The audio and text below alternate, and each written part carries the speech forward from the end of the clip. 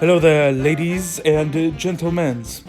If you don't know, Crisis on Infinite Earths came out like yesterday-ish, and I am here to talk about it because that's what I do. Anyway, a bit of recap before we start. If you don't know what happened last time, well, Batman died like a bitch. Now on to the show. So the episode begins by showing us how the Monitor and the Anti-Monitor were created. Basically, the Monitor had a wife, and apparently he liked to time travel because that's a thing. And on his home planet, like 10,000 years ago, he decided, hey, let's go teleporting. And then he teleported to like this green bubble fart thing. And then for some reason, he got teleported to the antimatter universe. And his wife died because reasons. And bing bada boom, Anti-Monitor was created because why not? Anyway, then we go back to the vanishing point where our heroes are still chilling and, you know, depressed and all that. And we see the Asian dude, and he's like writing to his dead wife. And he's telling her all the recaps of what happened since, you know, we were on a month-long ass break. And he's like writing to her and telling what's everybody been up to. Basically, everybody's depressed, except for basically Lex Luthor, because Lex is just chilling. And basically, the Asian dude and Lex decide to create a teleporter, but it don't work because I don't know. They just found a bunch of trash and just like drilled it all together. Thought that would work. I don't know. Maybe they're stupid. Maybe I don't understand. But anyway, we're moving on. Also, side note, they say that they have been there for literal months, right? Like multiple months. What do they eat? What do they drink? Because I looked over there, right? And basically all I saw was a bunch of broken trash, right? There was no food or water. Basically, just metal and electricity. How are they alive? Anyway, the Flash shows up, and he like crashes into the wall, and apparently he's been gone for like hella months. And he comes back, he's just like, what are you talking about? I've been gone for like 2 seconds at most. And they're just like, nah fam, you was like just barely showed up. And he's like out there like hella tired and almost dying. And they're just like, yo bro, you got to chill. Then we see Oliver, right? And then he has like a flashback to all of his fights throughout the seasons. And basically he turned into a Spectre. Why or how he was turned into a Spectre, I don't know. They tell him, oh, your whole life has prepared you to be the Spectre. But why him? Or how did he get the power? We don't know. But, you know, there's that random ass dude chilling with him on Lian Yu. So, I don't know. Anyway, Oliver's eyes turn all green. And then he speaks in a very weird synthesized voice. So, like, you know how the Monitor speaks with a weird-ass synthesized voice? Yeah, Oliver speaks like that, too, because apparently powers. I don't know. So, anyway, Barry wants to go back to the Speed Force, because, well, for reasons. And then Sarah's just like, nah, fam, you was dying. And the Flash is just like, get out of my way. And they have a little bit of a fight. But then Oliver shows up, and he's just like, hey, what's up, guys? I'm here to bring the gang back together. And they're just like, yo, Oliver, like, how is he alive right now? And Oliver's just like, don't worry about it. And then he's like, yo, Flash, we need you to like run around, go to the Speed Force. Flash is just like, I can't, I'm dying. And then Oliver like touches his forehead and apparently gives him a power boost. What that means, I don't know, but he just touches his forehead, and apparently now Flash has all the powers because of reasons. So Supergirl, Asian dude, and Lex Luthor all get thrown into the Monitor's home planet 10,000 years ago, so they could maybe stop him from traveling to the green bubble fart thing. And Lex instantly like biggity bounces out of there. He's just like he just like comes there, he's like, "Aight, bye," and like leaves. And Supergirl's just like, "Oh him." Anyway, Barry just like wakes up in like a lab or something, and he's like, "What the hell am I doing here?" And then Oliver's just like, "Yo, so I was traveling through like Speed Force, but the monitor like slapped me in the face, so I don't know what's going on anymore." And then he like straight up Thanos vanishes. He turns into dust. So Flash has got to go find all of his compadres. So that's the thing. So after that, our Barry, meets Ezra Miller as the Flash from the Justice League movies. And I am a bit confused as to what this really means, because does that mean that the Justice League and the Arrowverse are in the same universe? Or does that mean that like Ezra Miller is like dying or getting destroyed by the antimatter, and so he's in the Speed Force? Or I don't know what the hell this means, but nice cameo, bro. Thanks for coming. Anyway, Supergirl runs around a little bit and finds Lex, and Lex is just walking through the woods, and Supergirl just like, I don't know what you're doing, but I'm gonna stop you. And then Lex is just like, psych, and reveals that he has powers now, because of course he does, and knocks her ass out. Pulled the freaking reverse Uno card, and then he knocks out the Asian dude, because why the hell not? Then we see Batwoman, and she's like chilling, and then she sees Oliver talking to Ray Palmer from season 3 when they were all pissy at each other, and she's just like, what do I do? What is this? What's happening? So then Martian Manhunter, who is the most underused character in this whole crossover, he goes to season, whatever the hell season the aliens were attacking. And he's just like, yo, what am I doing here? And then he sees Oliver and Supergirl arguing, because that was a whole thing back then.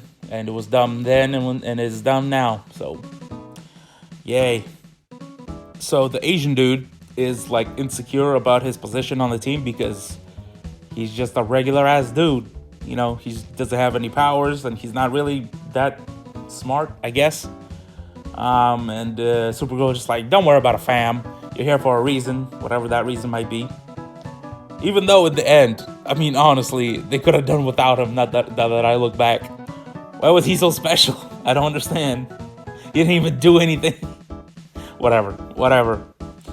Anyway, Barry finds Oliver, right, in his weird dreams or whatever. And it's last year's crossover when Oliver shot the magic bluish arrow thingo into the Book of Destiny. And, he's chilling. Then Barry comes up and he's just like, yo, Oliver, come here, fool. And then Barry's just like, yo, so you was dreaming right now. And Oliver's just like, that's right, I am dreaming. You're right, bro. And then Barry's just like, yo, like, what's happening? Where'd you get that arrow? And then Oliver's just like, yo, so I had to give up my life to save Supergirl and yours. And then Oliver gives like this kind of beautiful speech, right? Honestly, anything between Barry and Oliver in this crossover has been excellent. These two have more chemistry than Oliver and Felicity ever did, to be honest. But he gives like this like very awesome speech about like how death is easy, but carrying on is actually what the hard part is, or something like that.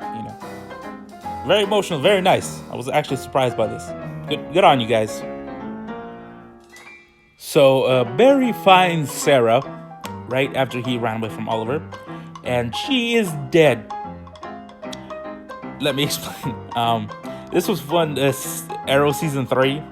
In the beginning when Sarah got stabbed in the chest.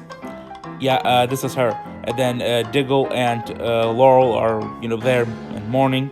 And then Barry comes in and he's like, yo, what's up, gang? How y'all doing? This is awkward. Anyway, then we see Lex, right? And he's just like running around chilling. And Lex comes up to the monitor. He finds him and he's just like, yo, you gotta chill, bro, because I've seen the future and I know what happens, right? And then the monitor's just like, no, what are you talking about? Like, this is my life's work. And then Lex is just like, bro, if you do this, literally everything will die. And then, so yeah, apparently now they're gonna work together. Who knows? Anyway, then we see Barry. He's just like, yo, I'm going to touch Sarah, right? And Diggle and Laurel are there, and just like, what the hell are you doing? No. And then Barry just like touches her with his magic fingers, and then she's like, man, what the hell happened? Why am I dead? And then Barry's just like, yo, chill out. Everybody chill. Then he takes Sarah and runs away. Anyway, then we see the Martian Manhunter. He's talking to Oliver and Supergirl. And then he gives a speech about diversity or togetherness or not being racist. I don't know what the hell he said.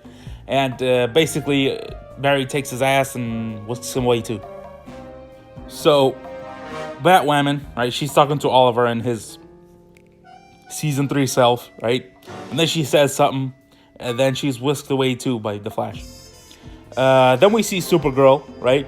She like breaks into the Monitor's house, and she's like, I don't know what Lex told you, but he's lying. And then him and Supergirl start fighting each other. And then the Asian dude tells the Monitor, he's like, hey, don't be a dick. And the Monitor just like, yeah, you're right. Then we see Lex and Supergirl, and they're straight up firing Kamehamehas at each other until Barry comes and like picks them up, and all of them go to the Dawn of Time with like green filter on it, and the Anti-Monitor is there, and he summons like a bunch of shadows, so it's time to battle. So then Oliver shows up, and he's just like, yo dudes, so here's what's gonna happen, right? I need time to create the universe, right? So you guys just be a distraction for me real quick. And I'm going to go, like, do something else. And they're just like, we got you, fam. So all the heroes start fighting the shadows and, CGI, spectacle, blah, blah, blah. Even the Asian dude is over there doing something. I don't know what the hell he's doing, but he's trying to fight, which is something, I guess. Then the Monitor comes up to Oliver. He's just like, all of you will die. And Oliver's just like, ha, no we won't. And then they start to fight. And it's the most Dragon Ball Z thing I have ever seen in my life. It's the most Dragon Ball Z fight ever. They're like over there just throwing Kamehamehas at each other. Right? And then Oliver's just like, bleh, opens his mouth like a freaking sky beam just shoots out of his mouth. And then the Monitor's just like, no. He like screams like straight up like Darth Vader in Revenge of the Sith.